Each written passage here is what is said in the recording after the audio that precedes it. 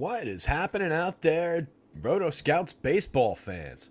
Almost forgot what the website was called for a second there. Forgot my usual intro to the show that I do every single day. What's going on, gang? Looks like we got a handful of people here getting in, just walking in the door. Poggy Gen Stoner's in the chat already, saying Wake and Bake Baseball, saying Baytown Bandits, a movie I've never heard of, actually. Billy Bob Thornton and someone from Desperate Housewives. Interesting. Don't know that movie. Who from Desperate Housewives? What, Terry Hatcher? Is that lady's name? Ken Woodhouse is here. Rob F is here. What's going on, guys? Casual kind of a Saturday. Lone Wolf's here. What's up, buddy? Took a kind of casual approach to this weird slate. We've got kind of a mess of a Saturday. If you don't know, there's a massive hurricane coming toward the southwest. Not the southeast, the southwest. Because climate is different these days. We'll put it that way. Weird things happen. Historic flooding potentially in the southwest through the desert areas and everything. Long story short, a lot of the Sunday games, 3 of the Sunday games out west, the California games most specifically, all got rescheduled from tomorrow into today. So there's 3 double headers going. So now we've got a 7-game slate to deal with on FanDuel where they don't include the second game of double headers. And then we've got a 10-gamer to deal with on the DK slate. So that's going to be a lot of fun to talk our way through. I'll try and remember which pitchers are on which pitching slate when we talk about all the pitchers. I've actually got it highlighted so that I'll remember. But it creates a really interesting scenario where if we look at the overall stacks board, I just pulled it up in front of me now. I've got the 2nd, 3rd, and 4th, as well as the 6th and 8th ranked projections teams. That would be the Padres, the Dodgers, the Diamondbacks, the Rays, and the Angels. All are not on the FanDuel slate. So that's a big boon to folks playing over on DraftKings as far as additional offense goes on that slate. There's also a few good pitchers in those games, though. You get Yu Darvish, you get Braxton Garrett, you get Zach Eflin, Patrick Sandoval, meh, and then Julio Urias. So there's some actually pretty decent pitching in those games as well. You also get the Marlins against a lefty. It's a good lefty. It's Julio Urias. But I just think it's a really weird breakdown with a lot of the higher-end teams going in those 3 games that don't appear on the FanDuel slate but do on the DK board. So very, very different slates from site to site today. We'll try and keep it all in mind as we go through everything. We'll see if we get some more folks trickling into the chat. Looks like we're up to a solid handful. A little bit down compared to normal. I'm sure some people out west are planning for the storm and missing this slate. It's also just a weird day. Sure, a lot of people are just skipping this one in general. Also posted everything a little bit late as far as letting everybody know when we were going live. So I'm sure some people are still going to catch up to the fact that we're on. But let's dig into this one. I think it's a weird one. Kevin O's here. He says, had a decent night Friday. Let's do it again. Yeah, it's awesome, buddy. Congrats. Rob F says, very strange. Yeah, it's definitely a weird one. Poggy Gen's putting a 6 o'clock over on it. Now, I think actually we're going to try and hustle our way through this one. I'm shooting for like a 5:30, hopefully. I want to get a little time with this one and build some lineups for that 7-gamer because I do think it's an interesting 7-gamer on the FanDuel slate. And I like the shape of the DK one. It's just different, site to site wise. So let's jump into this thing. Tigers and Guardians off the top. Both lineups are in. Very, very strong pitching option in Tanner Bibee here. I really like the spot for Bibee. 8,200 is discounted on the DK slate. 9,800 on the FanDuel board. Projects out as one of the top 2 pitchers on the board overall for the entire slate. Actually, why don't we scroll over and start there. Mitch Keller at the top of the board makes me uncomfortable. But whenever we see him up there, I feel like he gets there. But we're always talking about how he could potentially go bust, how he's a total roller coaster. I don't trust him at all, but he's there. He's at a great price on both sites. But then Bibee's right there with him, and Bibee's got a really strong matchup against the Tigers. Tigers have been rolling a little bit, hitting for a little bit better now that they've got a more complete version of the lineup in here. But I really like the spot for Tanner Bibee. He's a super talented kid. We'll get back on that game in a second. The guys in green are the guys who are only on DK. So you've got Yu Darvish. This is kind of a high projection for Darvish given who he's been this season, given the matchup against the Diamondbacks who do project well. So it's one of those both-sided type situations. But given where he's priced, I just think there's a ton of value there for him, if nothing else, on the DK slate. Basically, everybody like here to here is about the same. And then you've got another tier from here down this way with a couple playable parts in it. But several of the key guys on the DK board are some of the more highly projected guys. And then going back to the FanDuel slate, on the other side of the Keller start, Sonny Gray looks basically equally as good as Mitch Keller in a good opportunity, just potentially fewer strikeouts against that Pirates lineup. And then this is a dynamite pitching matchup between these two guys. Either of these two guys could lead the slate. They both have the potential to shut down these two teams, Seattle and Houston. Both two good lineups. The Mariners have been kind of rolling lately, but they're going to run into Framber Valdez, who's so good at keeping power in check for the most part. Is having a very good year on the mound overall. So that one's one to watch. Senga's got a little bit of nasty upside for strikeouts against the Cardinals, but a difficult spot, kind of an unreliable pitcher. But the Cards are a totally unreliable stack who just fail us time and time again. So today I'll be on the pitcher, and they'll probably go off for 12 runs. I think Matt Manning is kind of weirdly somewhat interesting, at least, given the value pricing. Same with Miles Mikolas against the Mets, value priced at 71.66. Both of those guys are like your two value guys du jour, unless you want to tangle with the Dodgers with Braxton Garrett, drop down to Cole Irvin, who, while he's facing the Athletics, is kind of really limited and kind of crappy. And then you're talking about some really limited options. So like below like 8,000, you're talking about like Matt Manning, Miles Mikolas, and then, a lot of ugliness. So it gets really interesting when you get into that level on the DraftKings board. You do have Darvish at 8,000 on the DraftKings board, which I think is one of the top SP2 options. Tanner Bybee is another one at 8,200 if you're considering those as SP2 prices. Might just be a day to pay up for SP2s, to be honest. There is a lot of meh in the 6s and 7s. So let's get into it. Joker's here. He says hi. He just had some cookies. He was just out, so he's just being a dick. Why don't you lie down, pal? Good boy. Give us a lie down. Good boy. Dumb Doug. All right. No Tucker again for Houston. I was kind of figuring that might be the case. He was in the projected that I was using, but I mentioned in the quick notes version of the article that I did today that he might be out. So I do like this spot a lot for Tanner Bybee. 23.5% strikeouts on the season for Bybee, 7.8% walks, no issues with premium contact or home runs, 5.2% barrels, 2.22% home runs in 19 starts, 108 and 2/3 innings. That's pretty good production. A 2.90 ERA, but a 4.35 xFIP. That's more honest, but from a rookie starter, that's a great string of output, good statistical line. He's going up against the Tigers option that ranks 17th out of 20 by fantasy point projections. They do have an 11th ranked home run rating out of the 20 teams, so there is a little bit of pop on the Tiger side. If I'm taking out a bunch of Tanner Bybee shares, I think I would grab a few hedge stacks around the key hitters of the Tigers, and that would be limited doses of Akil Baddoo, given moderate upside for counting stats, a little bit of home run pop, a little bit of stolen base power ability. We saw it 2 years ago when he had 13 homers and 18 steals and 461 opportunities, but an inconsistent guy, just their cheap correlated scoring play. Riley Green is their best hitter, 4,600, 3,100, 304, 364, 482 this season, 36% better than average grading runs, over 365 plate appearances. Not a full season, but it's an extended sample at this point. He was good last year in his more limited sample, 418 plate appearances, 5 home runs, 253, 321, 362, 98 WRC plus as a rookie. That's not bad when you have a 9.3% barrel rate, 45.2% hard hits to go with it. And he's improved across the board, up to 12.1% barrels, 48.7% hard hits to go with the excellent triple slash, the run output, and everything this year. So I like Riley Green a lot. If I'm going to Tigers, he is a super high priority bat for me. And then Torkelson, who we focused on a bunch of times and is finally starting to get noticed around the industry a little bit. 14.4% barrels, 51.7% hard hits, 21 homers, 200 ISO, 104 WRC plus. He had a little stretch there where he hit a bunch of home runs in a row. So got himself on the board up to 21 homers. Outside chance at 30. 25 is easily within sight for the season, so pretty good season from him after a lot of discussion about him being a complete bust after last year. Kerry Carpenter, I like the home run potential, 8.38 from the left side. He was the home run pick a couple days ago. Tanner Bybee, I think, is a better pitcher, certainly than Xavier Curry, but definitely Carpenter is another priority lefty bat in this lineup, who does still have a pretty decent home run upside against Bybee. 16 homers on the season, 229 ISO. Very good power hitter from the left side, just a limited plate appearance sample this year. Then you get into the Miguel Cabrera, Javi Baez, Zach McKinstry, Jake Rogers. It's kind of a weak bottom quarter here for the Tigers, or bottom third rather.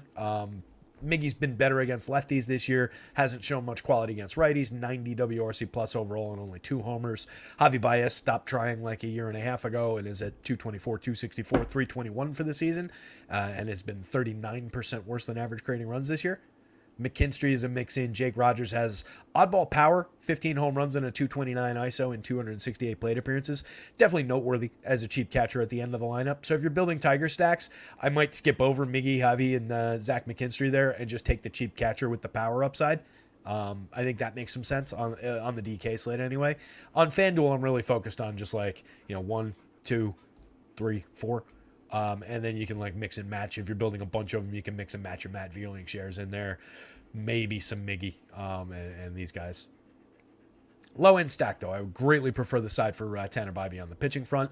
And then I mentioned Matt Manning, showing an okay projection here. Kind of a mid-board projection on a kind of deep slate. But one of the guys who is showing a little bit of value pricing ability, 6,500, 7,100. He's certainly not what I'd call a good pitcher. 4.60 ERA, a 5.62 xFIP on the season, a 16.3% strikeout rate, giving up too much premium contact, too many barrels. It's simply the fact that he's going up against this Guardians lineup.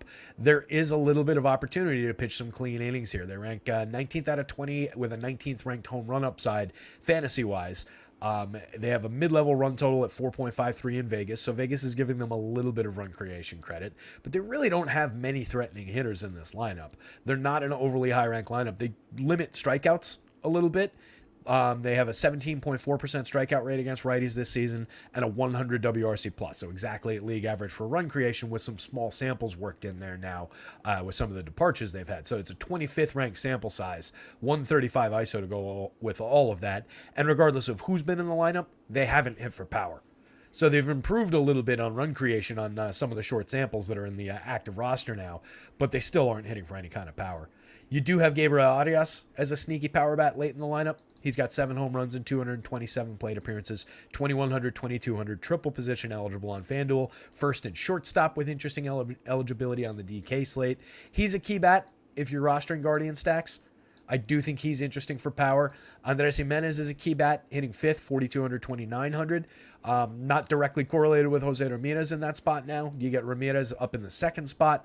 He's their best player, obviously. 5,800, 3,700. He's star priced, and he's a star caliber player. He's having a minor underperformance this season for him, but a lot of it's just lack of opportunity in the lineup that's been so bad around him. Stephen Kwan, minor bolt-on part correlated scoring play. Cole Calhoun and Oscar Gonzalez have a little bit of power. 0 home runs in 45 plate appearances for Calhoun, 1 in 141 for Gonzalez, but we've seen them hit for better power in years past. And then the bottom end is pretty weak. Will Brennan, Bo Naylor, a little bit of pop for Bo Naylor and is a cheap catcher, 4 home runs in 131, but way below the Mendoza line, 64 WRC plus overall. And then Miles Straw isn't really a DFS player. He's a defense and speed guy. 15 steals if he gets on, maybe he steals you a base, but you're talking about a very limited ceiling with Miles Straw on most slates. So there's a little bit of potential for Matt Manning to succeed, just given that they don't hit for much power, that they don't really create runs exceptionally anyway against righties. It's just a limited strikeout spot. So just for cheap, you're just looking to book 5-6 cheap innings. Maybe you get a shot at a win, although I prefer the Tanner Bybee side, so I think the win is on this side. I think you're just looking for cheap innings with Matt Manning. So it's much more of an SP2 play on DK. Limited option for value on the FanDuel slate. Tanner Bybee way up top. Then Matt Manning value darts, and then just either lineup. I do think you roster some value here. I think you roster some value here. But there's not much to see in terms of these two lineups. They're both middling stacks at best. Tigers have a 3.57 run total in Vegas. Guardians, again, 4.53. But it's a really limited Guardians lineup that when they do succeed in DFS, it does seem to be with big outbursts at the plate. Certainly Matt Manning is a gettable pitcher. So I'm not saying don't roster the Guardians, but it's very limited. Priorities, Jose Ramirez. Priorities are this guy, then this guy. And it's a real mix. I would probably say the top end just for correlated scoring potential, but I do like the power upside for the extremely cheap price and positioning on Arias late in the lineup. Move on to game 2. We have lineups here. We have the Twins lineup in. So there's tons of strikeouts on the board for Mitch Keller. We know that with this Twins lineup on the other side. We also know he's been really unreliable. He had the great start to the season, kind of really cooled off through July into August. Came back with a decent outing the last time out. Struck out 7, I think it was, had an okay start. We're certainly not hanging our hats on that and saying, hey, Mitch Keller's back to form by any means. But over the course of the season, 4.27 ERA, a 3.82 xFIP, a 25.2% strikeout rate. We have seen Mitch Keller succeed many times. We've also seen him go completely bust many times, but he's really fairly priced. 8,600, 8,400 is perfectly fine for that pitcher for Mitch Keller being Mitch Keller. This is a Mitch price, and he's at a very strong projection today. The model knows what Mitch does when he's facing a bad spot. It knows, it downgrades him. It handles him correctly in most cases. So I'm a little bit enthused about the spot. I obviously have, caution about rostering it too much because I don't trust Mitch as far as I can throw him, but he does look good in this spot. There is a 28.2% strikeout rate overall for that Twins lineup against both hands. You've got Joey Gallo down the bottom of the lineup with a 42% strikeout rate. Michael A at 34, Matt Wallner at 31 in a small sample, Royce Lewis at 26 in a small sample, Carlos Correa 22, Max Kepler 22 are two of the better guys. Julian, for as good as he is at the top of the lineup, 28.9. There are a lot of strikeouts there. He's just got to dance around a lot of power hitters too.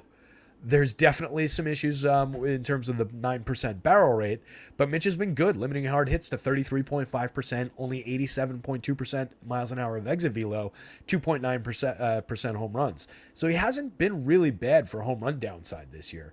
So I like the spot for Keller. I think he can, I don't know that he will, but he can find his strikeouts, buzz his way through this lineup a few times, and have a pretty strong start here for the money. Even if he doesn't hit this lofty projection, if he just has a pretty good game for this salary, I think he's on the board on this slate. So I like the spot for Keller. At the same time, Sonny Gray, strong option on the other side.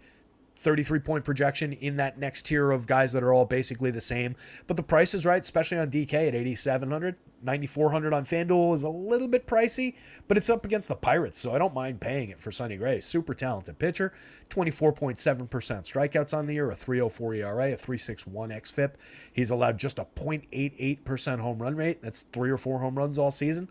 6.6% barrels, 41.1% hard hits. Sonny Gray's been really good this year on the whole. There's been a couple blips, but overall, I think it's a strong option going up against Pittsburgh. There's a few hitters in this lineup that I like. Little friskiness in terms of the young players toward the back end of the lineup. Obviously, the veterans and Brian Reynolds and Andrew McCutchen with Jack Sawinski up at the top. Brian Hayes. It's an okay lineup from 2 through 7 in the projected form here. I think there's a lot of talent through those rookies. So I do think you can play some Pirates stacks here. But I don't love it. I prefer the Sonny Gray side. I think he's just good enough that he can get through this lineup a couple times over and have himself a pretty good start. I don't know that he spikes a massive upside start here, but I like his chances to put up a pretty good start. And if guys like Keller don't succeed, if guys like Bybee don't succeed, it could easily be Sonny Gray day just on the virtue of being in a pretty good matchup here. So I think there's potential for Sonny. The Pirates, let's see if I put the rankings in the article. I did not put their rankings in the article, I don't think. They do rank out fairly well for points per dollar. I'll say that for the Pirates lineup. Oh, I do have the board here. 6th by DK points per dollar, 8th by FanDuel points per dollar, but only an 18th ranked home run mark out of 20 teams on the full slate. 14th ranked overall projections on the full slate. So not ideal going to Pittsburgh bats. But if you do go there, Ji-Hwan Bae is an okay option if he's in that leadoff spot, 2,500 second base and outfield eligible. You just put him in there because he's low cost and he correlates directly with these guys, with Jack Sawinski. Reynolds, pretty decent season. Brian Reynolds, kind of a season, 18 homers, 9 stolen bases. We looked at it yesterday, and it compares basically to last year. Not the superstar year from 2 years ago, but a very good, effective player. 4,800, 3,500 is the correct pricing for him, so he's easy to get to there. McCutchen is limited to a correlated scoring play on most slates these days. 10 homers and 10 steals. He's been there for at least a month now, but still a very strong walk rate, still a very strong on-base percentage. 112 WRC plus. Jack Suwinski, all the power in the world, 18% barrels, 47.2% hard hits, 21 home runs, 243 ISO. And then you get to the part of the lineup, Hayes should be better than he is, but he's cheap, 3,200. And then the two good rookies here, Andy Rodriguez and Leodor Peguero. A lot of power between those two guys. Very cheap pricing at key positioning. Catcher, shortstop, and second base for Peguero on both sites. 2,425 on the FanDuel slate, 29, 3,000 on the DK slate. A couple key pieces of that points per dollar value that I pointed out. Alika Williams, Alfonso Rivas, kind of mixing guys down toward the bottom of the lineup, but with a little bit of ability. This is the key part of this lineup right through there. On the Twins side of things, you can definitely roster some Twins against Mitch Keller. They're showing pretty good points per dollar value like they have been of late. They rank 7th on the full slate by just raw fantasy points. First by fantasy points by points per dollar on FanDuel, and second on points per dollar on DK. So this is a both-sided spot. So I'll definitely have a bunch of Mitch Keller, but I think given how much they come up in value, those are going to be two things that like balance one another out as lineups go together. A lot of the lineups that don't have Mitch Keller are going to be getting the star power in the other stack by virtue of using the Twins as a 3-man, as a secondary 4-man for value. So a lot of value here, a lot of power in this lineup. Julian has 10 home runs on the season, a 192 ISO, and 263 plate appearances. Jorge Polanco, 40.4% hard hits and 14.7% barrels with 8 home runs and 207 plate appearances, 194 ISO, and a major source of power throughout his career, who's just kind of back to form this year in small doses given the injuries. Carlos Correa, underperforming on the season, but still 15 home runs, a 177 ISO, only 3% worse than average now on run creation.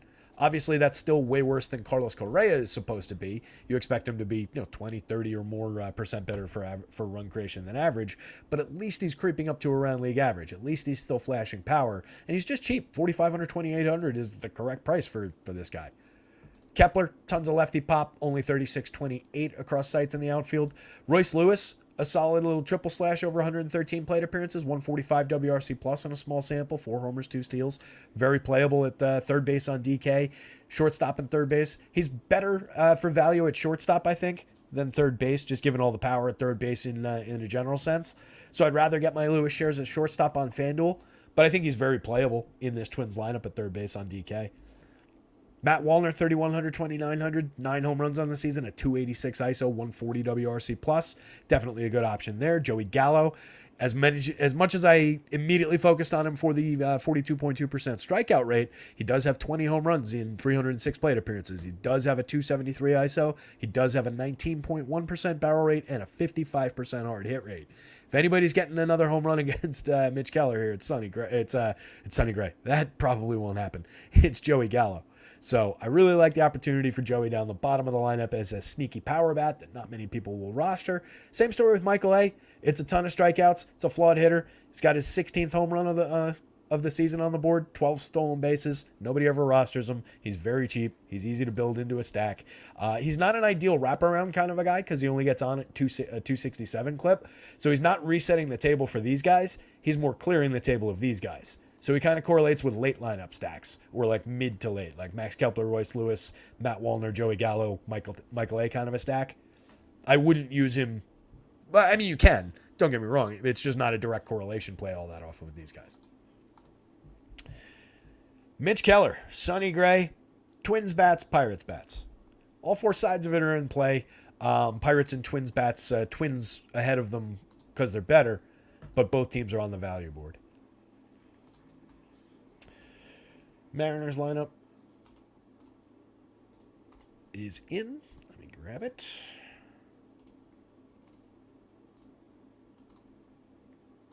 Looks like a bunch of the lineups are landing. That's good. Should have a lot of time to work with it today, hopefully. See what's going on in the chat. Jake Swales is here. Jake says, some goofball came and stole my 1986 Ford F-350 and that bitch don't even run. That's interesting. I'm trying to fire up the pop-up of my crib doing a stolen vehicle report. How did they steal your... Did they chain it up to something and drag it out of there? What are you talking about? Sorry to hear that, buddy. If that's actually true. At first I thought you were like quoting something that I didn't know or whatever, but yikes, that's weird.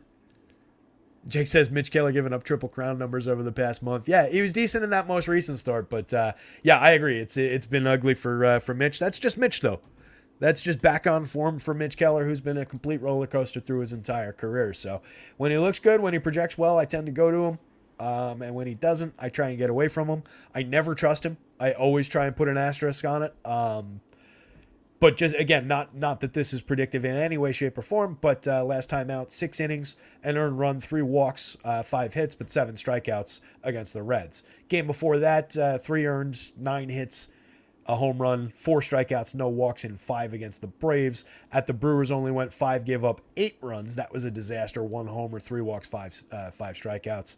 Game before that, only 2 earned, 8 strikeouts, 3 walks. Not a pretty game, but a 5 2/3 inning game. Fairly clean, 8 strikeouts. 2 games before that, 6 earned runs, 8 earned runs in 2 disaster starts. That's Mitch Keller. That's Mitch back through mid-July. He's a complete roller coaster on the mound. Stretches of quality throughout this season, was showing believable upside early in the season, believable growth early in the season. Every year we say, oh, Mitch Keller, this is the year. And every year he's just kind of that up and down guy. So I'm going to continue going to it probably for the next few seasons. Kind of like what I wrote about the Braves in the article today. The Braves, if you're not aware, basically everybody who's a key part on that team that's below the age of 30 is signed like through the year 2030. Like, we're going to be talking about this team every day for DFS purposes as an elite option for the next 7 years. So buckle up. They're not in this game, though, so let's focus on the one that's on the board right now, the Mariners and the Astros. Like I said at the top of the show, this is going to be a dynamite option for pitching, I think. I really like this spot for the pitching matchup, despite the fact that there's 2 good teams. The Mariners have been on a major roll over the last 30 games or so, gotten themselves back into contention. Julio Rodriguez is pulling his season together very, very nicely and is really starting to look a lot like the player from last year. And the lineup's got a ton of power up and down. It's just they're facing Framber Valdez on the mound, who you guys know, one of my favorite pitchers for checking power.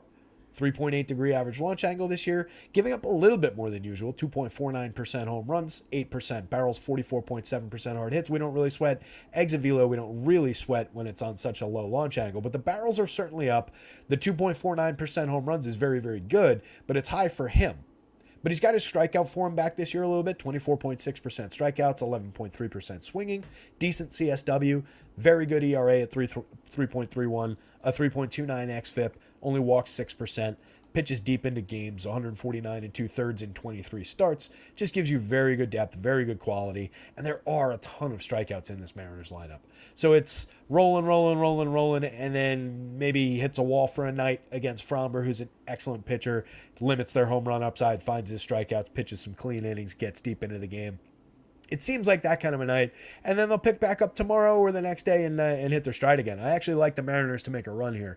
Not like to win the World Series, but I think they're going to make an interesting run down the stretch, and they have been, obviously. I'm not really breaking any ground there. If I had said that a month ago, maybe I did, maybe I didn't, but that would have been a better call back then.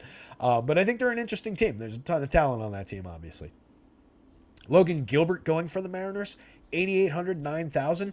Those are, I guess, he's facing the Astros kind of pricing because he's pretty good. 25% strikeout rate, 4.6% walks, 3.80 ERA, 3.65 xFIP, 9.3% barrels and 90 plus miles an hour of exit velo with a 3.33 home run rate, 42.8% hard hits. It's a little higher than I'd wanted across the board for contact, for power allowed, but I'll take that when you give me that good a strikeout rate, when you're limiting opportunities that much with such a low walk rate, such a good whip. I really like Logan Gilbert. I really like it at the price. He projects equally basically to Framber on the other side for way less money on both sides. I think both of these pitchers are in play. Obviously, Gilbert's got the tougher matchup against the Astros. There's a lot of quality in that Astros lineup, but they lose Kyle Tucker, so you take the second big lefty out of that lineup.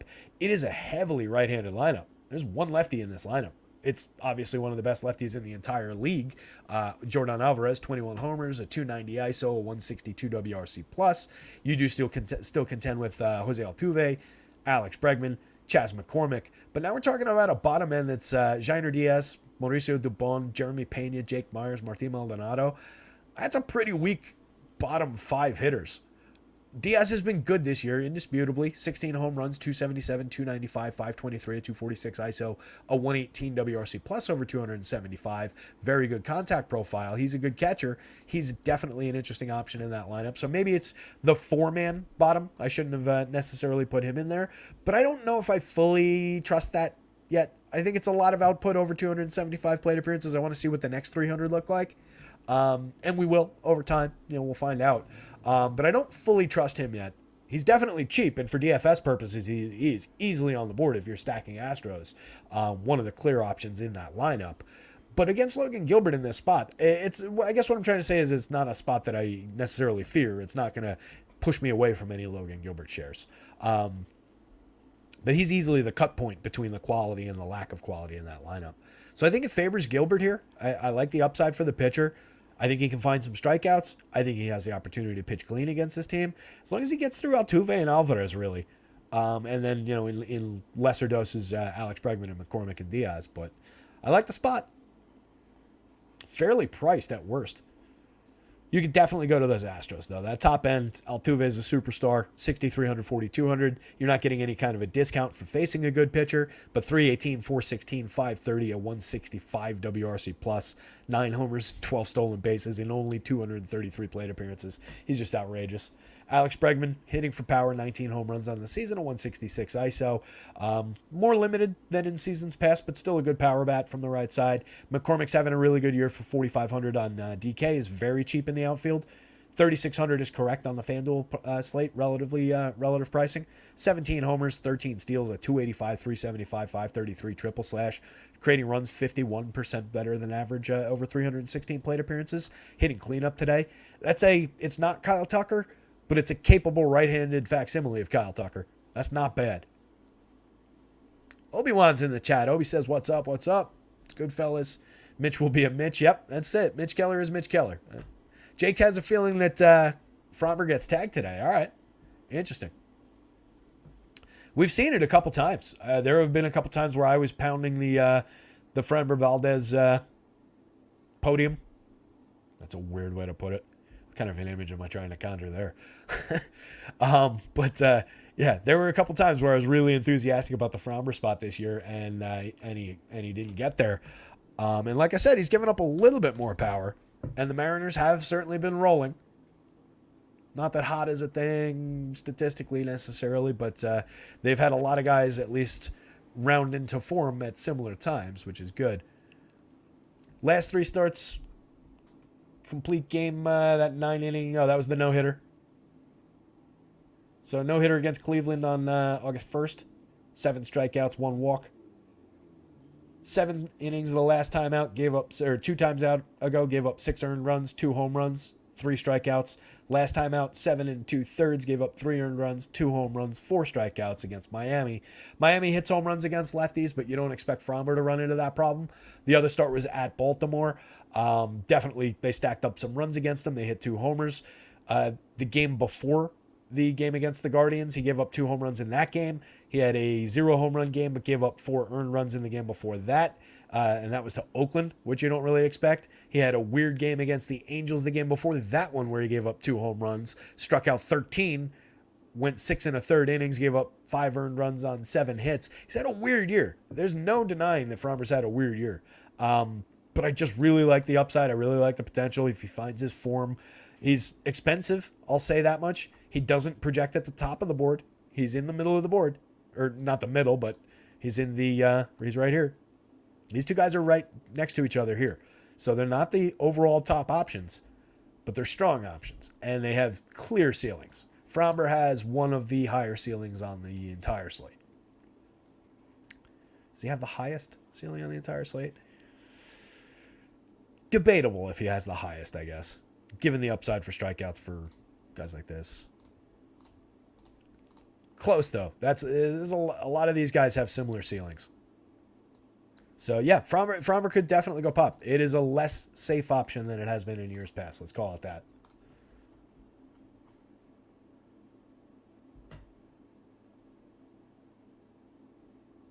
What else? So that's I got to catch up with this truck story. They came in with a wrecker and just dragged it out of there. It's nuts. Man, so I guess, yeah, just needed some parts or something. Some kind of guy with a, just scour the local scrapyards. Like, that's got to be a limited suspect list, right? Let's do some police work.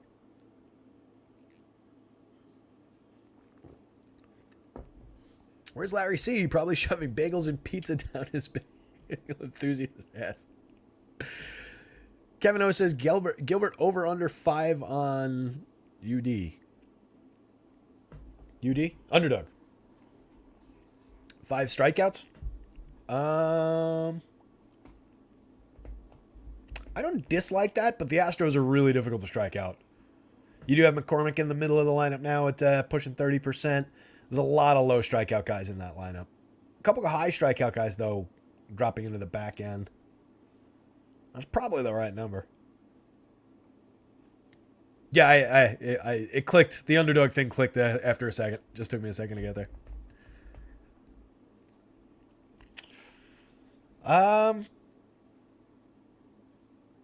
I would take that. I don't know if I like that. That's a good number. Let me think about it. That is a good number. Bojichen wants McCormick for the cycle. He's certainly a guy that could do it. He has the right skill set to do it. I'll give him that. Tough against Gilbert though. Given his strikeout rate, I think he's more a like a 2 for 5 kind of a day with a little bit of upside for some pop or to do something at the plate or do something with his legs. I don't know about a cycle, but he's on that list. You're always looking for that kind of a skill set. A guy who puts bat on ball well, has a little bit of speed to leg out the triple, has a little bit of home run potential. If you're going to the Mariners side, Julio off the top, like I said, pulling himself up to looking a lot more like last year.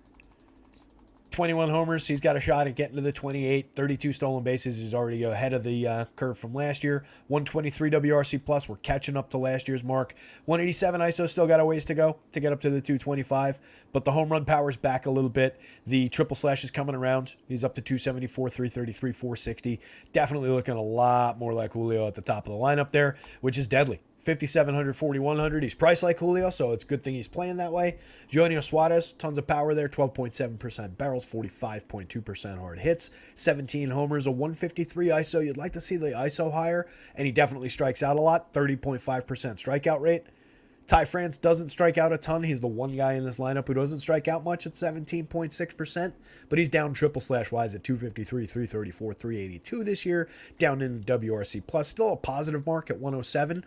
But definitely down on the season. 10 home runs for him. Teoscar has tons and tons of power. 18 home runs on the season. Cal Raleigh's got 22. They both strike out, pushing a 30% rate. Dylan Moore at 38.2% strikeouts, but that's only over 89 plate appearances. Last year, 29.4%. That's still a pretty high rate. 205, 303, 487 with a 120 WRC plus and a weird little string of output for Dylan Moore. 5 homers, 3 steals in the small sample. Jose Caballero, decent for on-base skills. Cade Marlowe, Sam Haggerty. It's also kind of a diminished version of the Mariners lineup on the back end. So I think that feeds the upside here for Framber. The fact that he's facing Dylan Moore, Caballero, Marlowe, and Haggerty at the back end. It's not a killer version of the lineup. DFS-wise, there's a lot of multi-position guys there. There's a lot of cheap moving parts there. 3 triple position guys in the lineup on the FanDuel slate for 2,500 or less. That's got value in and of itself.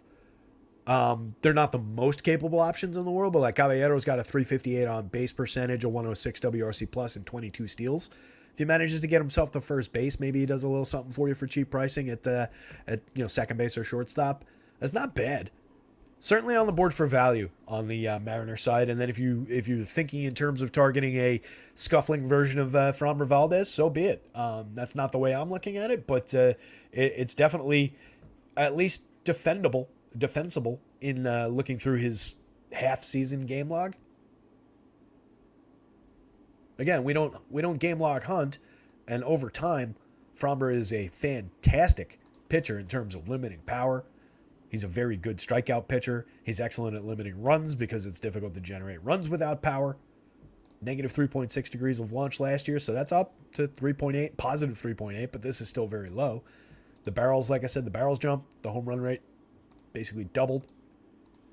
2.10, it's up even 40 0.4 percentage points from 2 years ago, but still just spectacular in limiting the premium contact. So I always assume that we get the version of the guy I know, and it's weird when we don't. I don't like to assume that we're going to get the scuffling version. There's also a lot of just weirdness in home runs as a stat, so I don't only want to focus on the fact that he's given up home runs. It is concerning that he's given up that handful of games with multiple earned runs. That's problematic, but I don't always like to just focus on the home runs, and especially with somebody like him. So still like the option. Still going to put him on top. Fromber up top. Logan Gilbert right behind him.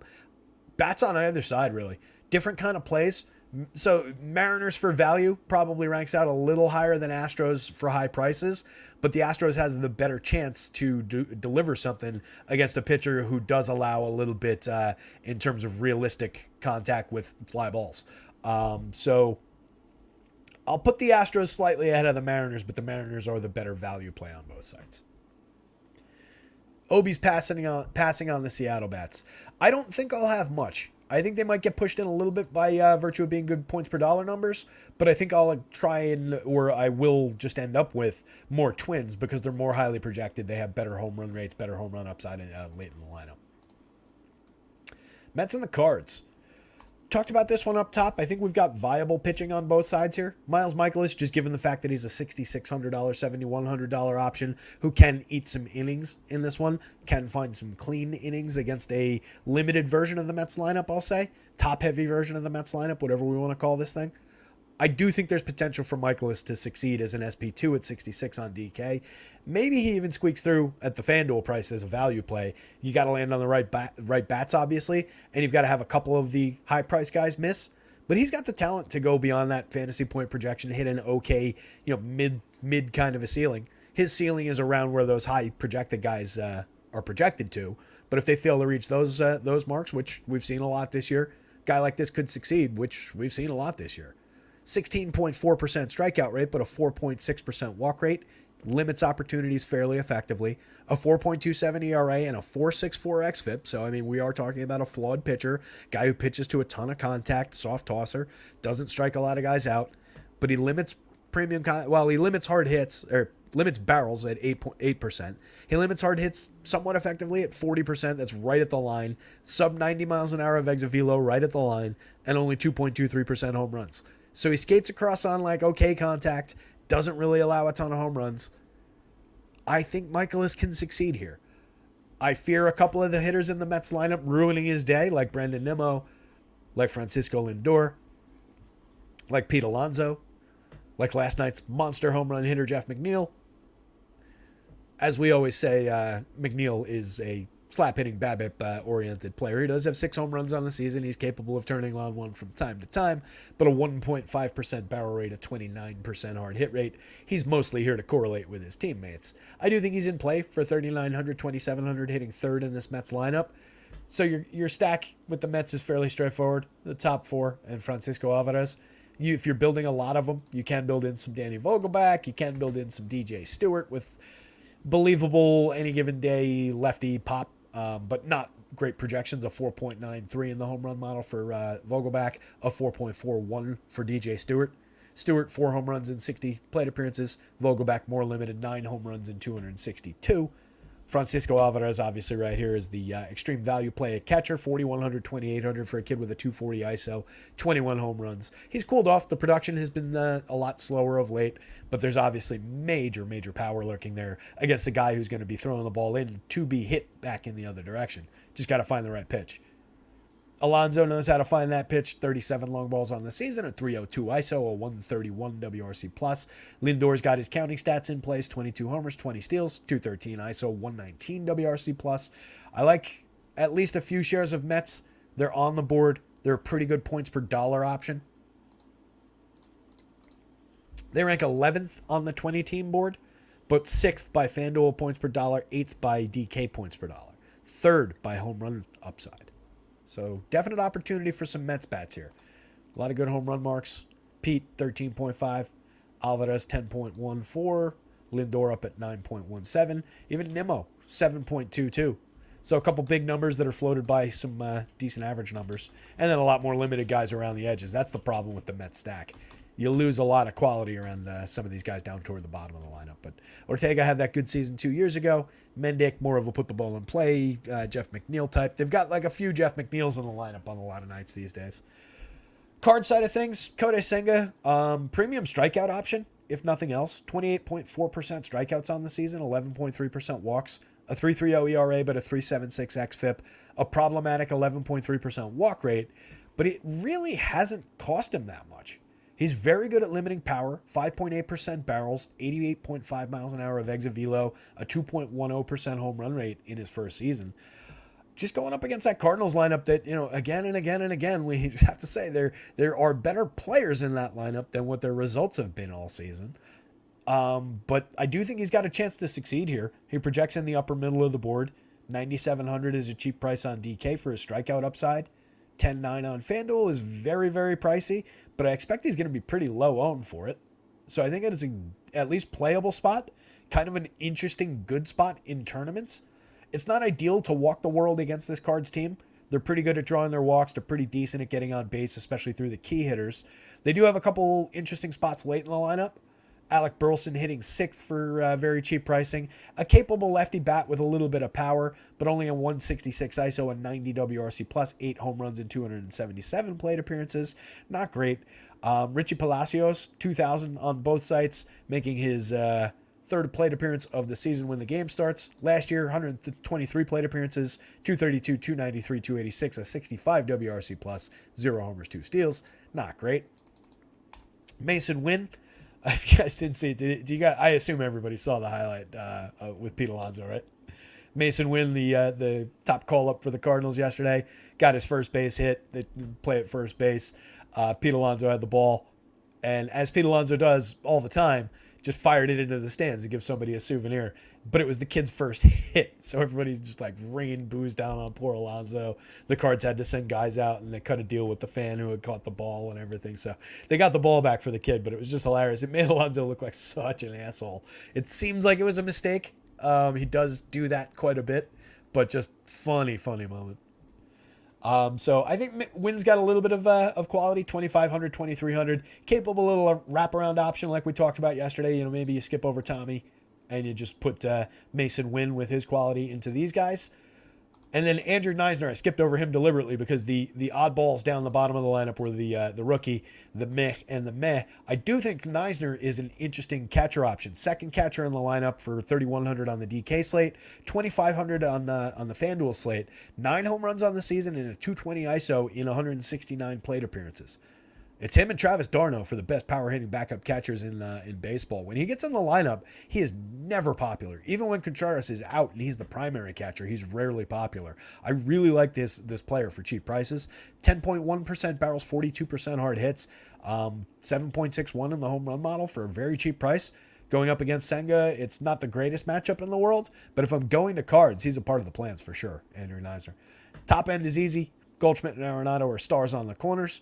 No Nolan Gorman, no Lars Nootbaar. So we get Tommy Edman up top, but a very capable player, triple position eligible on the FanDuel slate. 99 WRC plus. He's going to bounce between 95 and 105 for the rest of the season. 11 homers, 15 stolen bases, capable contributor of counting stats. Okay when he leads off at getting himself on base ahead of Arenado and Goldschmidt. Wilson Contreras, 4,000, 2,800, very capable power bat behind the plate as well, in addition to Andrew Neisner. And then Tyler O'Neill with all his righty pop for only 3,800, 2,700. Again, not a great contact, not a great power matchup. O'Neill is an aggressive swinger at the plate, 27.3% strikeouts. But if he makes contact, he's one of the more likely home run hitters on the board for the Cards. So it's like limited doses of Cards. For every Senga share, I'll probably have a Card share at least to hedge that position a little bit. Larry C says hi. He's not playing. He wanted to say, give the like. Oh, I appreciate that, pal. Thank you so much for popping in and taking time out of your day to do that and to wish everybody good luck. What a guy. Larry's a good dude. Appreciate you, buddy. Good luck with whatever you're doing today. Or enjoy your Saturday, whatever your plans are. Hopefully you're having some fun.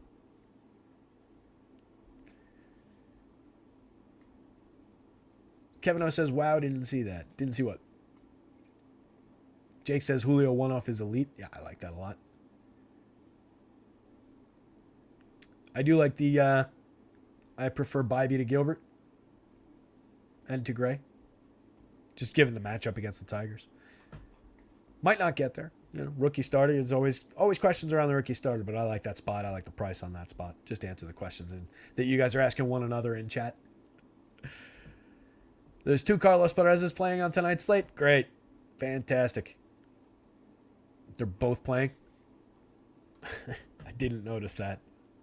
That'll be fun. I don't know which one is which on the statistical board when we get to that point, so we'll figure it out. 5:09. So much for what I said about getting out in an hour, but whatever. Halfway through. Whatever. Still be out, boy. Still be out. As long as we're out with an hour and change to build lineups, right? If we get out by 6, it's a 7:10 start today. Only 7 games on FanDuel. A lot more straightforward, so we'll be all right. We talked this one through pretty well. Kodai Senga. Miles Michaelis for value.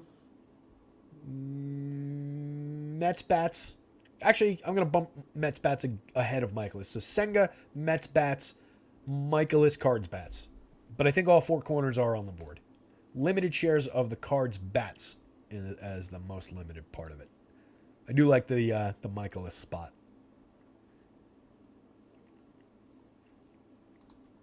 Let's keep on moving. Giants and the Braves. Giants and the Braves. Let's see if we got the Giants lineup. We do not have it yet. Don't really think there's much need to talk about Joni Chirinos here. 5.22 ERA, 5.02 xFIP, a 14.1% strikeout rate. Even at 58, 6,000, I don't think we're seeing more than 4 or 5 innings here. He's been fairly limited in terms of depth in his outings. 81 innings in 8 starts, but some bulk relief appearances in there. Let's see the recent outings. I think it was only 4 and 5 innings. I don't know if he's even cracked 5.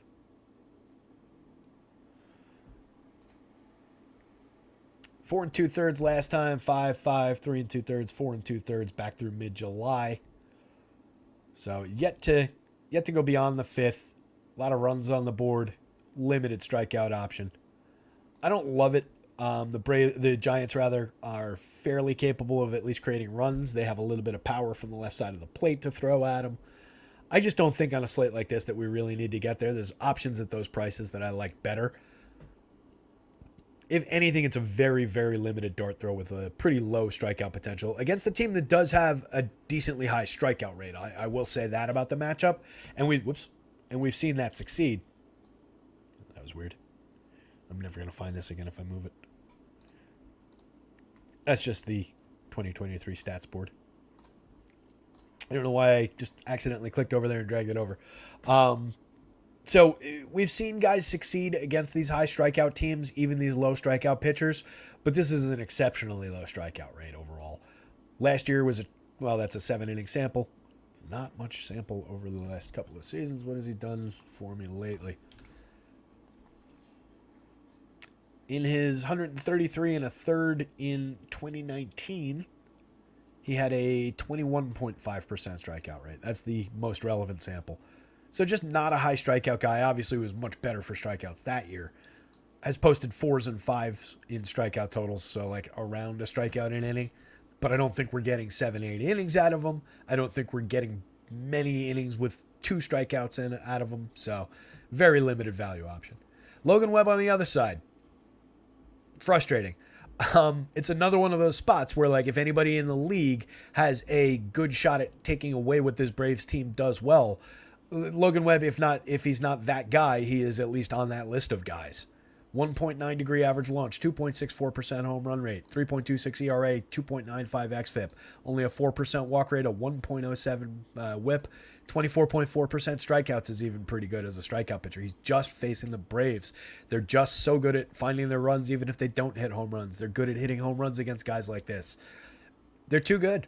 He's really limited in the projections. For 9, 4, 10, 5, I can't really say this is a good spot for that kind of a projection. As in any given slate dart throw at a guy who is a very good pitcher with a ton of talent, who does everything right on the mound, who pitches extremely deep into games. He's thrown 163 innings in 25 starts this year. There's every reason in the world to believe that Logan Webb can succeed in this spot. It just doesn't project at all like it. It's difficult to justify at the salaries. If you were saving a ton of money by rostering a pitcher against the Braves, then it's a lot more justifiable. If you do this, you're just chasing the raw fantasy points at full price against a lot of much better options at similar prices. It's really dicey to do it for DFS purposes. It's more a spot where like he might succeed as a real life pitcher, and we say, oh wow, Logan Webb had a good game, but it doesn't really become overly slate relevant because even that good game is probably going to come with a couple of runs. The number of times, if we out of 100, if we roll this game 100 times, that he comes up totally clean, monster start, must-have start against this Braves lineup, pretty few and far between. They're really good at limiting strikeouts, in addition to all the ridiculous power that they hit for, in addition to all the ridiculous run creation that they have. We've got Nicky Lopez at the bottom of the lineup as kind of a weird little wrinkle, a non-good player in this lineup, but he's had a few good games for them, even from Nicky Lopez perspective. He's very cheap. He's got triple position eligibility on FanDuel, dual position on DK. So I think he's at least on the board in stacks of Braves. And then you get just this outrageously good everyday lineup. Travis d'Arnaud slots in for Sean Murphy. A little bit of a downgrade at catcher, but still a premium catcher power bat. And he's cheaper, $4,400, $2,900. Slots into the same spot in the lineup. Obvious power potential, 197 ISO, 9 home runs on the season for d'Arnaud. I like that spot quite a bit as a discount that a lot of people leave on the board because he's not Sean Murphy. Ozuna and Rosario have tons of veteran power in the middle of the lineup. Arcia has been one of the better value plays at the bottom of the lineup all season long with shortstop eligibility on both sides. And then 3 of these 4 guys are arguably the best player at their position in the entire league, and one of them is Michael Harris, who comes in at a value between those 3 guys. So it's just a great position in the lineup for Michael Harris, who is a star caliber talent on his own when he's going right. He's up to 291, 340, 459 with a 113 WRC plus, 11 homers and 17 steals after that ice cold start after the injury. So, I mean, over like 200 plate appearances, we were like, wow, it's really tough. He's not coming around. Somebody in my league, in the Dynasty League, he was only a keeper for this year when I was still trying to compete for this year before the Luis Robert trade, refused to trade him to me because he said he didn't believe he was going to turn it around and he wouldn't be good enough and he didn't want to rip me off. Even though, like, you know, I always, well, whatever. I don't want to get into who knows more. Hey, Justin, what's going on, buddy? So Harris is a spectacular baseball player, is the point, for $4,600, $2,900 in the outfield. It's just an easy way to average down the cost of that top end of the Braves while getting to all those bats. It's a lot easier to get to the Braves when only 3 of them are this expensive, and then you get some more workable pricing on both sites. They're very in play even against Logan Webb, but it is one of those situations where maybe he keeps them to just like 5 runs. That's about where they're projected in Vegas. It was like 4.9 something, even against Logan Webb, which is kind of absurd. He's got a 2.95 xFIP and a 3.26 ERA. I mean, it's a very, very good pitcher. Difficult spot. So no real love for Chirinos. Some giant stacks against Chirinos here. I think there's a little bit of opportunity. Definitely on the value board on both sites. Very, very low pricing for this team. Lamont Wade, decent enough leadoff man, 3,500, 2,700. First base eligibility on both sides. He's got a little bit of pop, a little bit of on base. Everything's kind of come down. He's cooled over time, but the price has come back down to earth with it. So I'm happy to go to shares of Lamont Wade in the leadoff spot for a lefty. Wilmer Flores, one of their better hitters, triple position eligible on FanDuel, 2,900. Very easy to get to his power bat over there. 236 ISO on the season, 16 homers for Wilmer and 314 plate appearances. Nice little season for a nice little player. Jock Peterson, Michael Conforto. 11 home runs for Peterson, 15 for Conforto. Lefty power bats, both kind of underperforming the season overall, but very cheap in the middle of the lineup with lefty pop. Blake Sable's also got some lefty power. Catcher eligible on both sites, outfield eligible on both sites, 33-23, cheap for a guy with 11 home runs in 285 plate appearances. Not bad for a lefty power bat late in the lineup. And then you get options like Patrick Bailey's okay to mix in at catcher. Brandon Crawford's even okay to mix in a shortstop, and then Thairo Estrada hiding at the bottom of the lineup. 46-35, you're paying a tax for a 9-hitter, but he's got second base and shortstop eligibility, decent triple slash, good counting stats, good player down in the bottom of the lineup. If he hits higher, he obviously gains value. Braves, Giants, Logan Webb darts, but it's not a value play. It's just kind of throwing a good pitcher at the wall, throwing a good pitcher into a buzzsaw, however you want to look at it. So I don't love the Logan Webb play at all. Could limit the Braves. Coors Field. Does anybody want to talk about Jesse Schultens or Kyle Freeland in this spot? I sure don't. The White Sox rank out 5th overall by projection, 6th by FanDuel value, 3rd by DK points per dollar value. Oddly, only 12th by home run potential. The Rockies, one of the more low-end teams on the board, they rank 8th by home run upside, but only 18th by fantasy point projections. They obviously should get a better boost than that from the Coors Field of it all, but they're just really bad.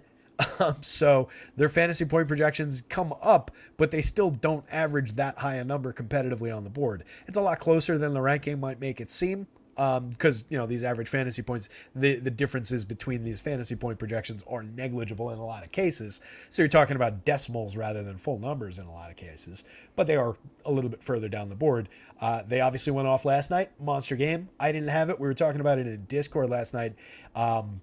Hit everything really hard on that slate yesterday and then got burnt by the Coors Field of it all, which sucks. That's what Coors Field does to you when you're not on it. I had some Rockies, but not nearly enough.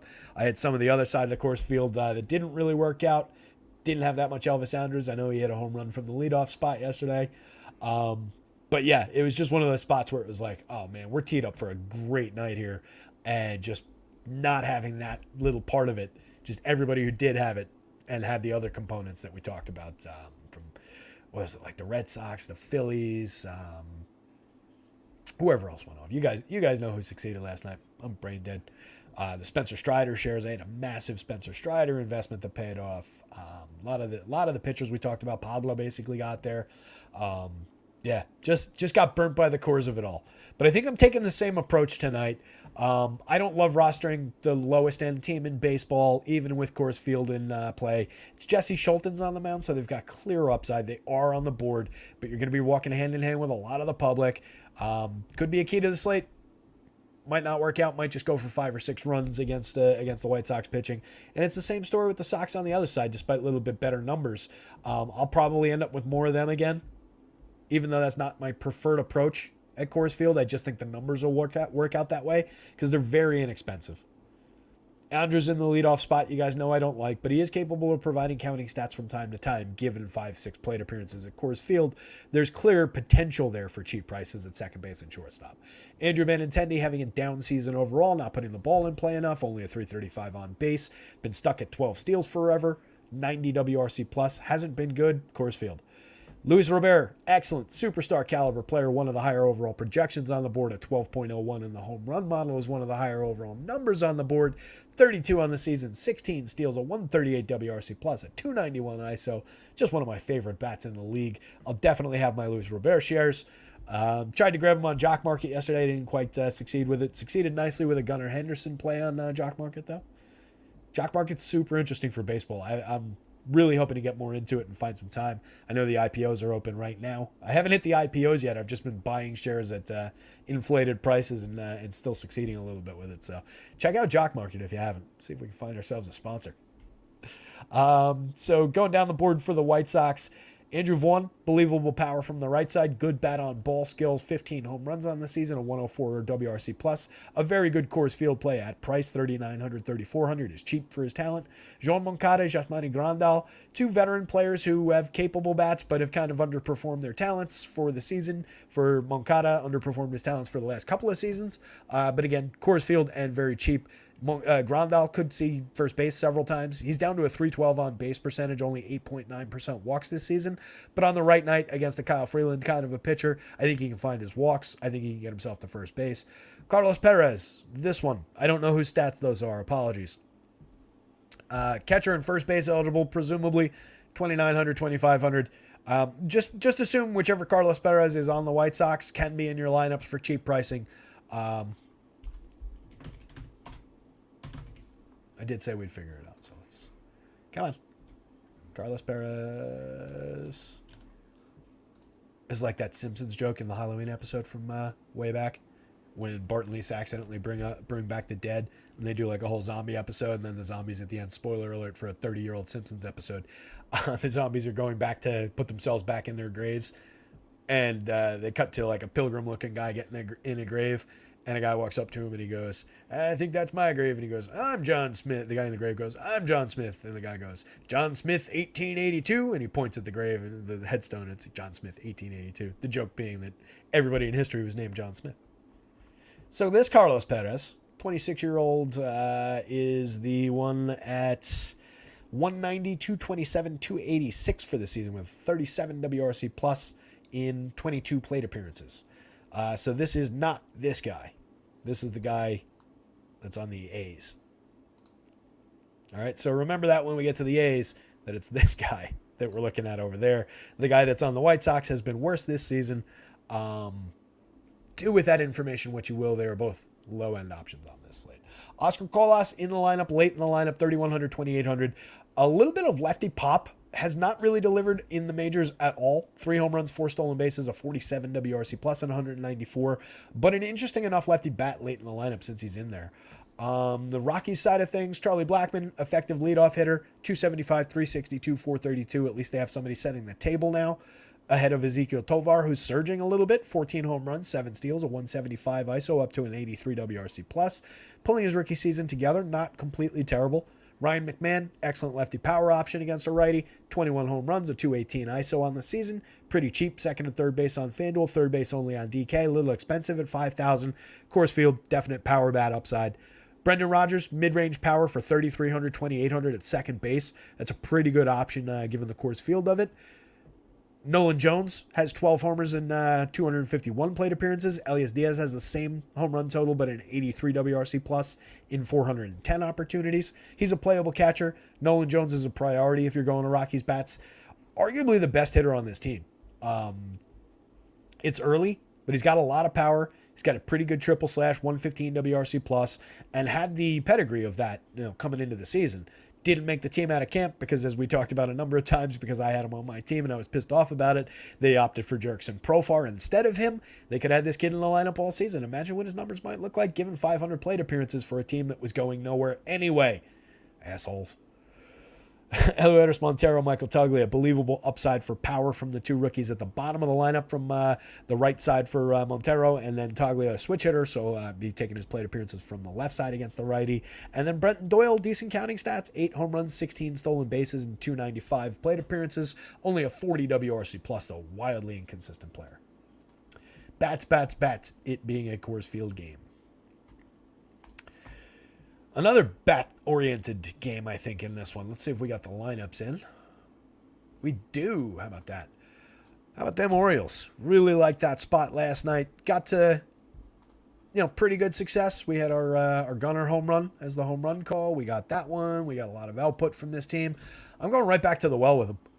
Projected at around 5 runs. Up against Kenny Waldichuk, who's been mostly a disaster on the mound this season. Particularly when making full starts. 99 and a third innings, 16 outings, a 21.6% strikeout rate, a 6.07 ERA, 5.10 on the xFIP.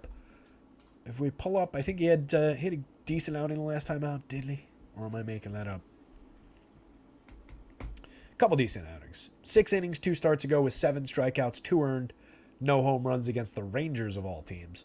And then went 5 innings, allowed 4 hits, 1 earned, 1 walk, and struck out 4 at Washington. And Washington is good against lefties, as we know. But kind of, that's what I'm thinking of was more, we're going to take some Washington shares against scuffling Waldichuk. And he held them down rather than he had a good game. They had a lot of hits. They scored a run. He only struck out 4. They just didn't have the big game. The game against Texas was pretty good, given the Texas of it. And then a lot of short outings, some bulk relief work, a lot of 3 and 2/3, 4 and change inning outings throughout the season. Was better when he was pitching in bulk relief, but overall, just kind of a problematic starter right now. The xFIP and the ERA are really high. The walk rate is absurd at 12.1%. A lot of premium contact, 3.45% home runs. So I like taking the shares with the Orioles. You get Jordan Westburg hitting cleanup today. That's an interesting spot in the lineup for him. I love Ryan Mountcastle moving up to the second spot in the lineup. For only $4,000, $3,000, that is a premium right-handed power bat. Gets a 9.20 in the home run model. Adley here at a 7.35. Gunner slots in at a 9.23 despite the lefty-lefty. I love that trio of options off the top for the Orioles. Jordan Westburg is right there with those guys talent-wise. Only 2 home runs, 3 steals on the season, but he is a premium prospect along the side of Henderson, some of the kids they got coming up. This team is just loaded. Cedric Mullins hitting 6th, 4,500, 3,400. A 30-30 guy, just sitting there in the middle of the lineup, hitting 6 quietly, 4,500, just cheap in both sites, or cheap on DK, fairly priced in the outfield on FanDuel, a couple $100 low. Austin Hayes, decent season. Started out having an outrageously good season, and then really cooled off over the next 200 change plate appearances. 281, 322, 446. It's still respectable, a 109 WRC plus 11 homers. A lot of that still comes from earlier in the year. James McCann against the lefty. I think you can throw McCann shares at this lefty for sure, even though he hasn't really been that guy on the high side of splits in recent seasons. He's had a couple successful games this year, and it's a limited lefty. So I think we get our James McCann shares here. Ryan McKenna, 2,100, 248, 304, 366, 85 WRC plus. A couple of guys late in the lineup who probably had lived in villages back in the old country near my grandparents somewhere. McCann, McKenna, McBride, all those guys must have lived together. Or not together, but near one another. Neighbors. Mateo at the bottom of the lineup, 2,800, 2,400. Super limited. 25 stolen bases on the season. A 60 WRC plus. Not good from Jorge Mateo at the bottom of the lineup. But I do like the 1 through 8. I do think Mateo's a capable enough mix-in. 2,800, 2,400. Shortstop eligible. Outfield eligible on DK. This gives him decent flexibility because you want to use Gunnar more often than not at shortstop on the DK slate. So the fact that you can get him in the outfield is at least effective. He'll be running if he gets on base. He might get on base against Ken Waldichuk.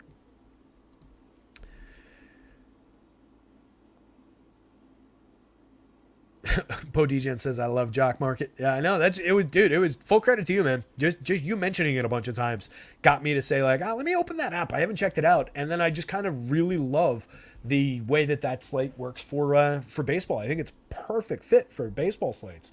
Just given that, people are changing prices based on counts. People are changing prices based on opportunity. Guy strikes out, so he dropped the plate appearance, but he's still, Luis Robert at Coors Field. I'll take the 3 plate appearances for the right price. So you can buy a lot of interesting opportunities there. Gundacker's in the chat. What's up, Gun? Gun says, chillin'. My sister rented a cabin in a resort for a week and decided she didn't want it. She offered it to me. So I'm trying to get done with this slate so I can go check it out. It's awesome, buddy. Hopefully the resort is in cooler temperatures than your hundreds and so on that you have to deal with. Although it's probably cooled off a little bit by now. It's late August. Hopefully nobody out there is dealing with the hurricane, the rain. I know a couple of our folks are. So if they're watching, stay safe. Good luck out there. But mostly stay safe. Do the right thing. Listen to the authorities and so on and so forth. Although I stayed here through Hurricane Sandy and had most of the Hudson River in my apartment in Hoboken years ago. Gunn says, no, yesterday was the hottest day ever. All right, so I guess it hasn't cooled off yet. So hopefully the resort is in cooler places, buddy. The ski resort, is it in Alaska somewhere? Gotta get poor Gunn into some cooled off environments. All right, so we talked Orioles. Cole Irvin on the bump for the Orioles. This is a weird one. 5,500, 5,800, 21.1% strikeouts, a 4.92 ERA, 4.60 xFIP. The only real value that he gains is in the fact that he's facing the low-end Athletics.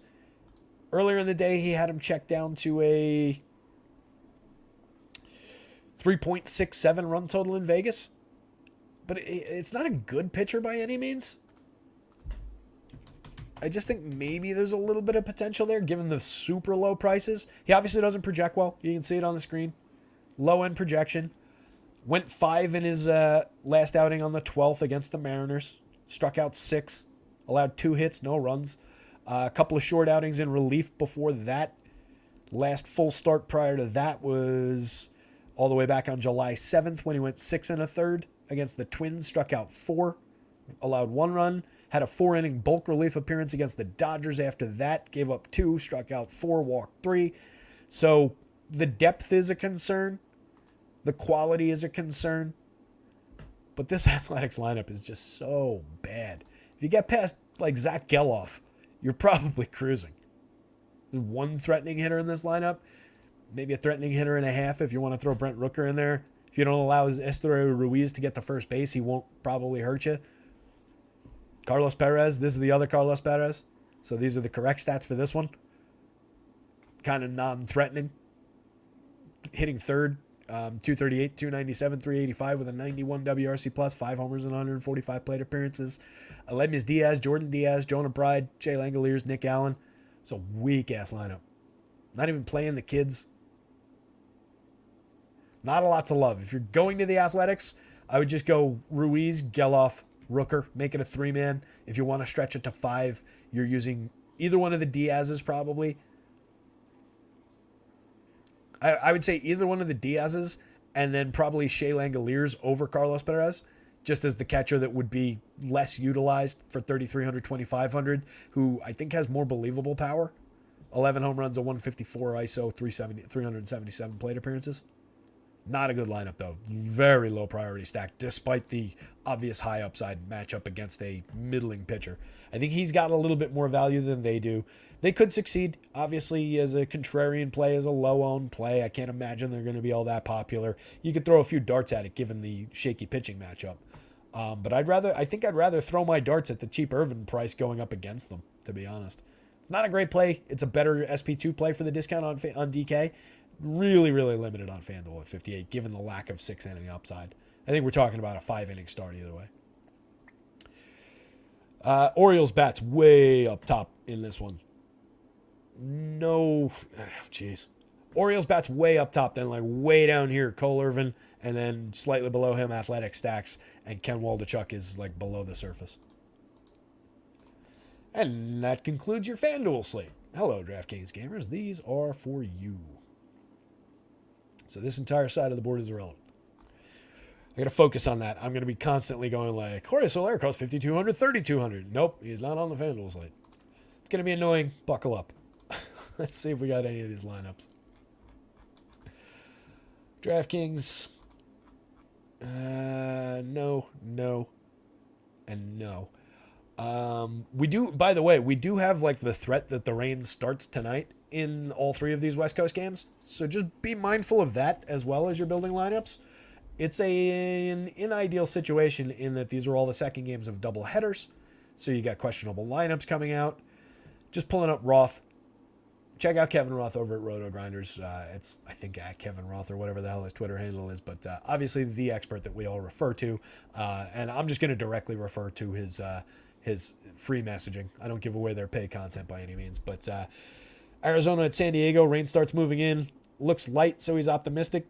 Game 2 in LA, both LA games, rain likely staying far enough east to play ball, but can't rule out a delay. So like it's inland of Los Angeles if it's east. But yeah, it's dicey. So you're dealing with a little bit of fire here, or the opposite of fire.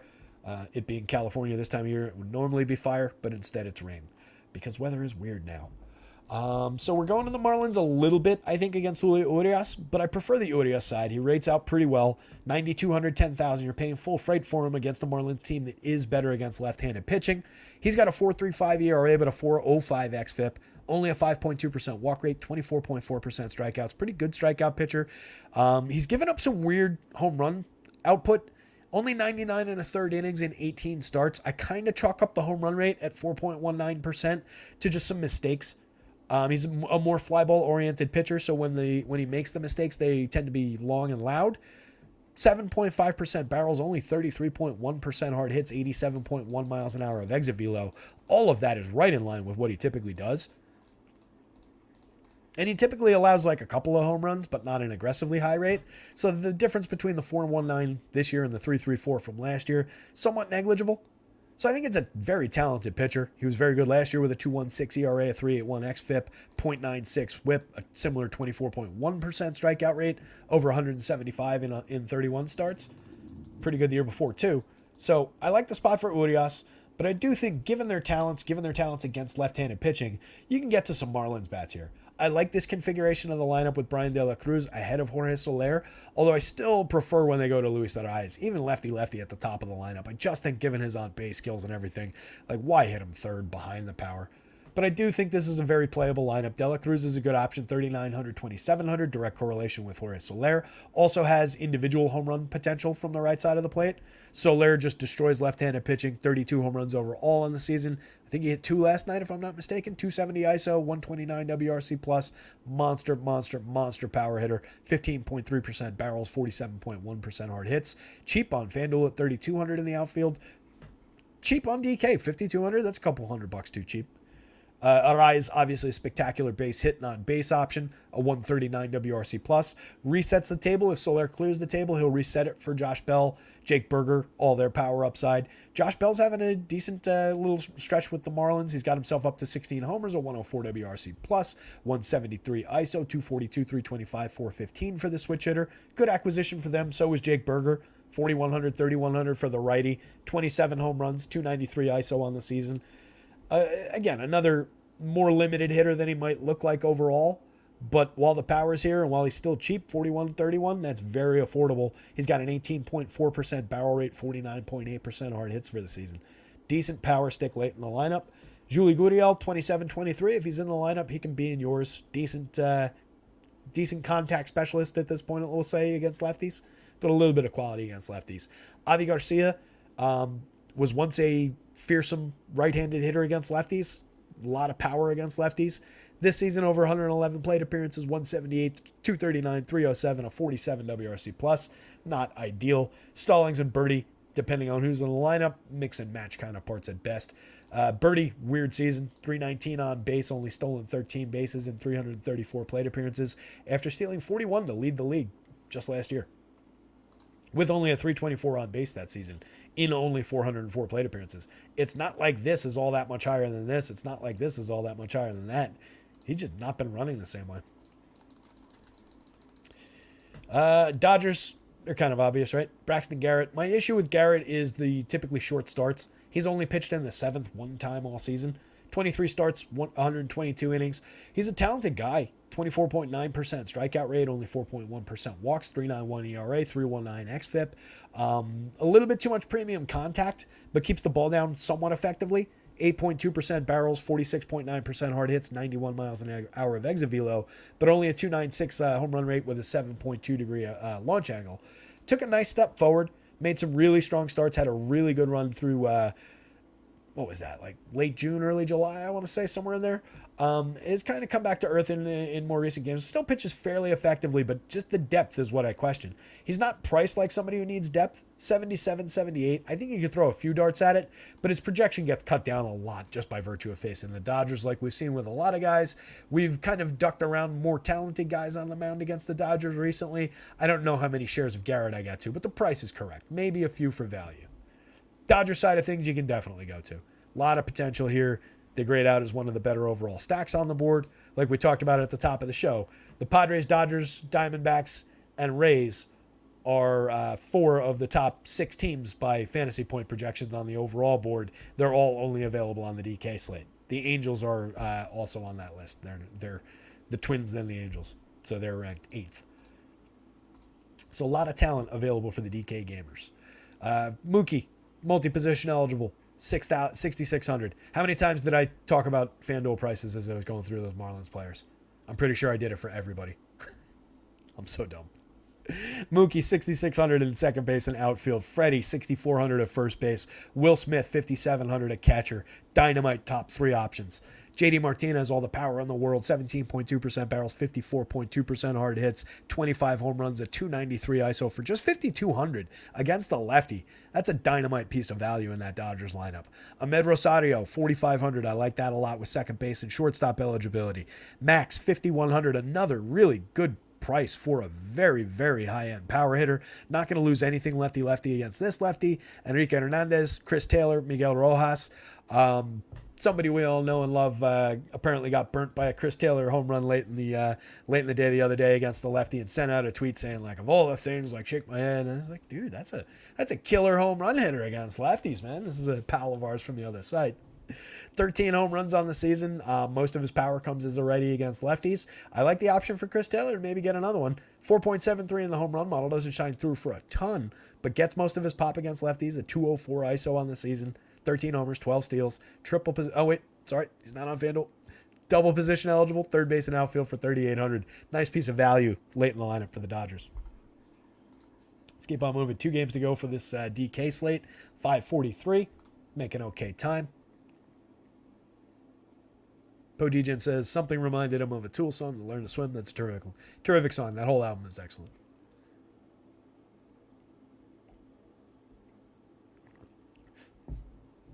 Rob F likes Waldachuk as a cheap, sneaky SP too. All right.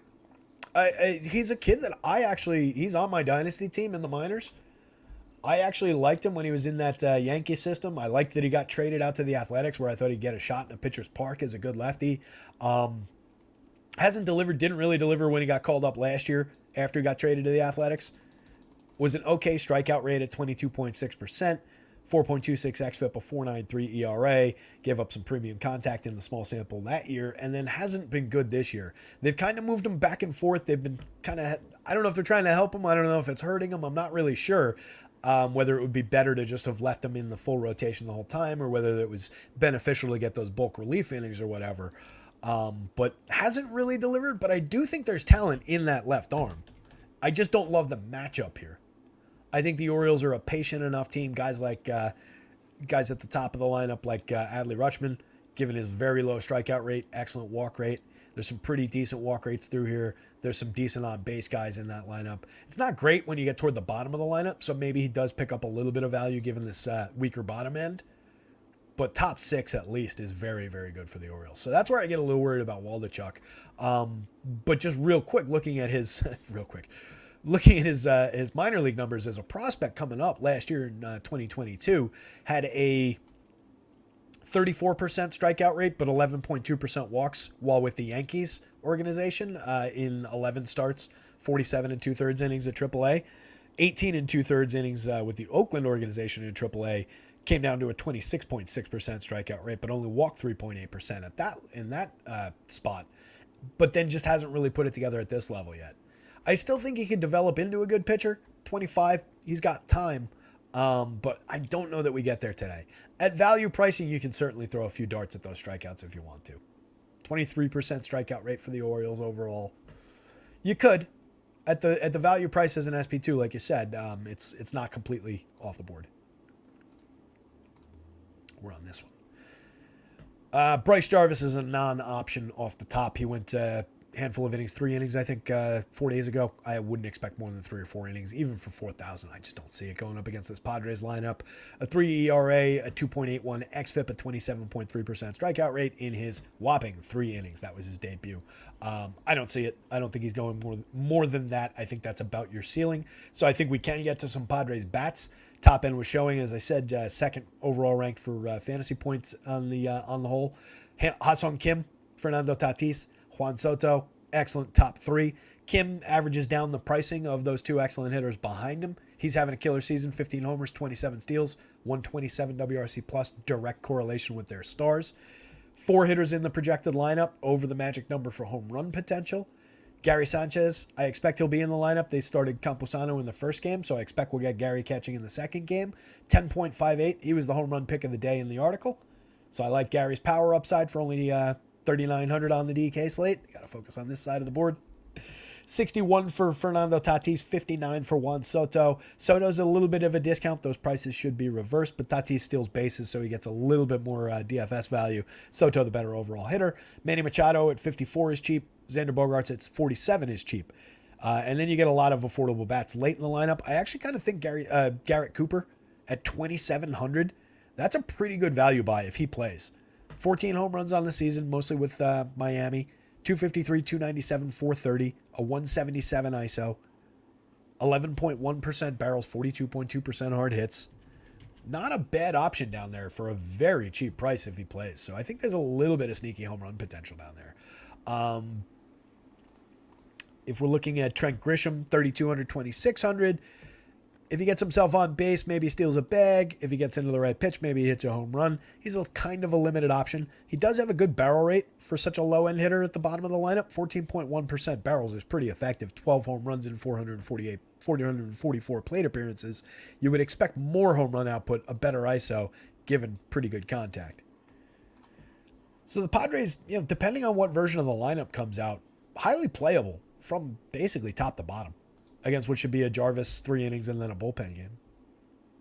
Diamondbacks against Yu Darvish. Darvish projects out as a very strong option. 8,000 on that DK slate. That's a really fair price for Yu Darvish. Even a diminished version of Darvish, he hasn't been bad. He's just been not as good. 4.24 ERA, a 3.92 xFIP, a 24.7% strikeout rate, a 3.21 home run rate, Not really terrible in terms of premium contact. 88.3 miles an hour of exit velo on 7.1% barrels, 37.5% hard hits. It's perfectly fine that he's not quite this guy anymore. He was slightly better this year or last year. He was much better 2 years ago, and earlier in his career. Obviously, this is what happens when guys age. But it's not like he costs $10,000. At $8,000, he's basically a value SP1 or a very high end SP2. I really like this spot, even against the Diamondbacks, who are a team that I've liked all year, that I have a healthy respect for their low strikeout rates. I don't think he needs a monster strikeout total here to find success. I think he's got a good shot at the win. He's obviously got a good shot at 5 innings and beyond, handful of strikeouts, clean innings. Really like the spot for Darvish, even the diminished version of Darvish, even against the Diamondbacks. I would take some shares of Diamondbacks as a hedge position, though. I think they're good enough to do that with. All of their premium players strike out at very low rates. Ketel Marte, 16%. Christian Walker, 19%. Lourdes Gurriel, 17%. And then you get Tommy Pham in the low 20s. Corbin Carroll in the low 20s. It's an excellent top 5. A lot of power in that lineup. Some good speed. A lot of good on-base skills. Everybody above average for run creation. That's a very, very high-end group, depending, again, on what version of the lineup you get. Alec Thomas, Jace Peterson, Gabriel Moreno, kind of limited through the bottom third there. And then you get Geraldo Perdomo down the bottom of the lineup. Might move to like the leadoff spot. Who knows what they're going to do with the lineup later on. But 367 on base, a 111 WRC plus. Okay at contributions of counting stats. 4,200 at second base and shortstop is a playable part late in that lineup. If he climbs the lineup, he's even better. These guys are more limited. This is your excellent core of players. They're affordable. I wouldn't say cheap, but they're affordable. Tommy Pham at $4,000 is fairly cheap for his talent. Lourdes Gurriel at $46 is definitely cheap for his power output. $54 for Walker is probably a couple $100 cheap. You can get to the top end of the Diamondbacks. It's easy enough. There's tons and tons of value on the board. So, Padres bats, Yu Darvish value, Diamondbacks bats. Last game on deck for the DK folks. Both of these teams on the board, top 8 projections. The Rays in that top group. The Angels were 8th overall out of 20 teams. I do think you go to pitching. Mostly Zach Eflin. A couple value darts of Patrick Sandoval, though, at 7,200. Not bad. He's good at limiting power, as we've talked about a bunch of times. 1.81% home run rate on 34.4% hard hits, 6.7% barrels, good launch angle, good exit velo. Has sustained that over time. Was a better strikeout option in years past. 19.7% is effective enough against a Rays team that does have a lot of strikeouts. For as good as they are at putting the ball in play, sequencing, getting on base, hitting for power, stealing bases, doing everything they do right on the field, they do strike out a little bit. So there's a little bit of potential for a $7,200 Patrick Sandoval to sneak by, and probably to do it at fairly low ownership. I can't imagine he's all that popular, even with limited options in that like 7,500 and below range on DK. So that makes him a little bit interesting. He doesn't project out well. That's the issue. That's a FanDuel projection, obviously, but just directionally doesn't project out great. So that's your problem. But does he lead to a lot of blowouts by this Rays team? I'm not sure. Johnny Diaz off the top for 5,200. Great option up there. Hits the ball very, very hard. Puts it in play regularly. 322, 400, 504. Creating runs 58% better than average. Excellent option at the top of the lineup. Randy Arozarena for 5,500 has 18 home runs and 15 steals, a 127 WRC plus. Howard Ramirez, more a line drive guy, but only costs 3,300. As a cog in the machine, especially hitting third, that's a great option. Right-handed hitter, hits lefties pretty well. Very, very cheap. Isaac Paredes and Jose Siri, tons and tons of power. 23 home runs each in limited plate appearances, 419 plate appearances, and 298. Paredes gives you multi-position at second and third for only 41. Siri fits into the outfield for only 38. Curtis Mead, $2,200 option at third base.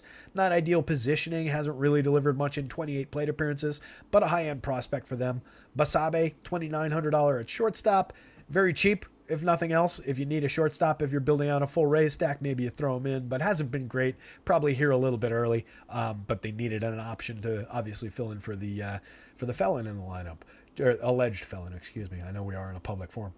Josh Lowe, 4,500, 3,200, 15 home runs, 24 stolen bases, a 210 ISO, a 123 WRC plus. Pretty dynamite season from him for cheap pricing late in the lineup. And then Rene Pinto rounding things out. If you don't get Bethancourt, you get Pinto. Forgot to check who started in the early game for their catcher, but I only care to very limited degrees. On the other side, going up against Eflin, like I said, Eflin playable, pretty good projection for 9,100, 9,200, kind of like the bottom rung of those expensive pitchers, I think. An ideal matchup against the Angels. They obviously have a ton of power, but there are a lot of strikeouts on the board for them. 29% strikeout rate for this projected lineup. Granted, that's with a 55.6 driving it up from Jordan Adams in his 9 plate appearances. 25.7 if we take him out. That's still pretty high. Eflin's got a 25.2 on the season, 132 and a third in 23 starts. Pitches pretty reliably deep into the game as long as everything's going well. I think he blew up in our faces the last time we played him. Pretty sure we had him like top of the board. Not at the top of the board today, so hopefully he gets by. Yeah, that one burnt us the last time, but I'm happy to go back to it. He's pitching very well this season. 319 xFIP, only a 3.4% walk rate, 2.67% home runs on 35.8% hard hits, 87 miles an hour of exit velo. I really like the option for Zach Eflin. Even against the Angels, I think there's potential there for 9,100. Shanuel at 2,700 at first base. Definitely an interesting option. Got involved yesterday ahead of Shohei Ohtani, one of the best correlated scoring spots in all of baseball. Ohtani hit the grand slam for his 43rd home run of the season last night. A 361 ISO, creating runs 84% better than average. Is the best. We're one of the best pitchers in the American League. Gotta love the option any given slate. Brandon Drury, tons of power from the right side, $4,100 at second base. Mickey Moniak has cooled, 12 home runs though on the season. The triple slash has come way down. The ISO and the home run total are still good. The barrel rate is still good, but those are compiled earlier. 4,200 though for the lefty in the heart of the lineup if he's hitting there. It's a pretty good spot, pretty cheap price. Logan O'Hoppe, 2,800 where you need catchers, assuming he's in the lineup in the second game. I really like that option. I got overexposed to him last night, but I love the power bat. 259, 313, 500 with a 241 ISO and 4 home runs in 64 early plate appearances. And he's a kid who they were expecting to hit for a little bit of power as a catcher. So now that he's back in the lineup, kind of sneaky, I think, at 2,800. Against a good pitcher, it's not great, but if I'm going to Angel stacks, and I think I would be on DK because of how they rank out and how they rank out points per dollar, he'd be an interesting bat in them. Eduardo Escobar, 2,900, multi-position eligible. If he's playing, you can put him in your lineup. Low expectations, only 5 home runs on the season, kind of an ugly triple slash, only an 80 WRC plus. The 18th home run watch for Hunter Renfroe rolls on.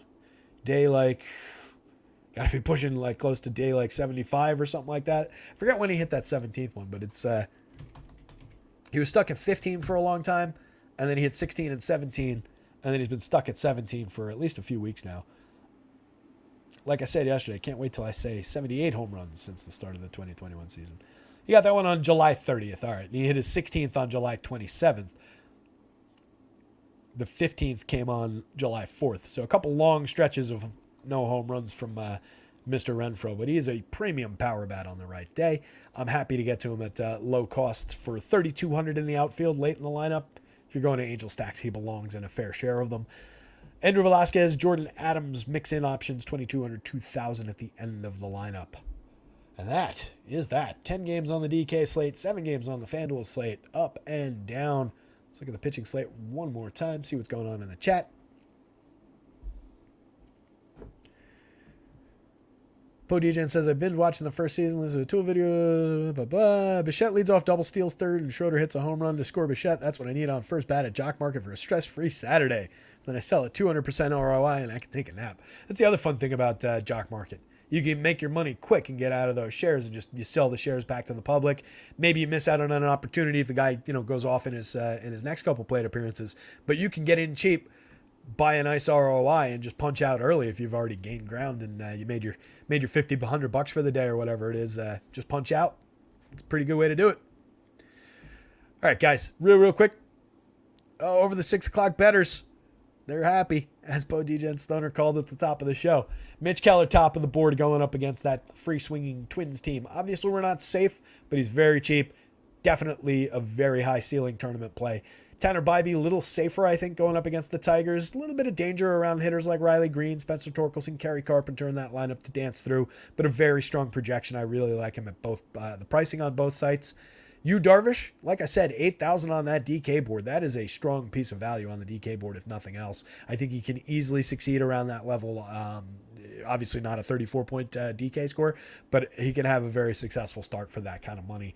I like his value price compared to like a lot of people are going to be rostering Sonny Gray as an SP1. I think Darvish plays right alongside him, similar kind of a projection for 700 less if you're using him in that role. I think they both play as high cost SP2s. Probably a day where you're putting a lot of high cost together on the mound on DK. Urias is a strong option against the Marlins, but they're good against against lefties rather. Framber Valdez and Logan Gilbert dueling one another at high prices for Valdez and fair prices for Gilbert. More potential, I think, for Valdez going up against the free-swinging Mariners, but he's obviously had some warts, some tough games lately, giving up a lot of premium power. But I really, really like the pitcher. I really like the option. I think he'll be a little under-owned given the high prices. Gilbert's got a tougher matchup going up against the Astros, but he's a premium pitcher, doesn't work himself into trouble. Totally believe in that projection. Really like the option at the price. Same story for Eflin going up against the Angels, 9,100 on that DK slate. Just right in there at value. That's a correct price for that kind of a pitcher, that kind of an opportunity. Kodai Senga, a little bit pricey at 10,900 going up against the Cardinals, projected only in the middle of the board. I suspect that's going to keep him pretty low owned on that FanDuel slate, which has me a little interested with his strikeout upside. Moderate shares, though, not one I'm going to get overexposed to. 97 on the DK board, similar kind of a story. Moderate shares, not one to get crazy with, but does have a strikeout ceiling. Matt Manning, a little bit of value-based ceiling. Miles Michaelis, a little bit of value-based ceiling. 71.65, 71.66 for those two pitchers. I think those are two of the stronger value pitchers on both sites. I think those are two of the only real good options on the DK slate below that $8,000 mark. So for me, like DK value, you have that mid-range cutoff with Darvish at 8,000. Then you've got Michaelis and Manning at 65 and 66. Then you're dealing with Braxton Garrett, who is good at 77, but going up against the Dodgers. Or you're going to like Sandoval, you're going to like Cole Irvin against those Athletics, which is okay at 55 because they suck, but he also sucks. You're going to Waldichuk against the Orioles, who are very good, and he sucks. So a lot of really limited value pitching on the board. Logan Webb hiding down there, 10.594. I just think he's too high priced given the matchup against the Braves. As I said, he is firmly on that list of people who could maybe comes out, gives up 2-3 runs to the Braves, shuts them down over 5-6 effective innings, but doesn't have the great DFS start. I see many more times that's what comes up if we roll this 100 times rather than him having the massive DFS score.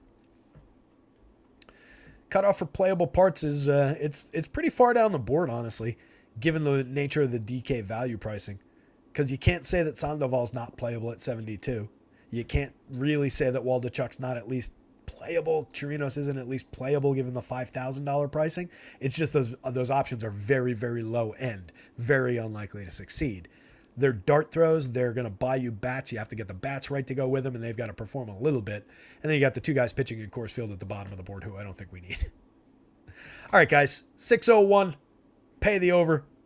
I appreciate everybody hanging out for a long show and a twisty, windy show. Very different slates from site to site. Check out the site, rotoscouts.com. I shouldn't have to say in the middle of my website name. Whatever it's called, Grinders, I don't know. Whoever we are. Check out @rotoscouts on Twitter. Check out rotoscouts.com. That's where all the free content is. All the rankings, the home run picks. The article, very short form version of the article today, just kind of key points. Put some key points on there and a good recap of everything we talked about on the show. Hit the like button. Hit the subscribe button. Good luck out there, gang. Somebody go win something tonight. I will see you tomorrow. Adios.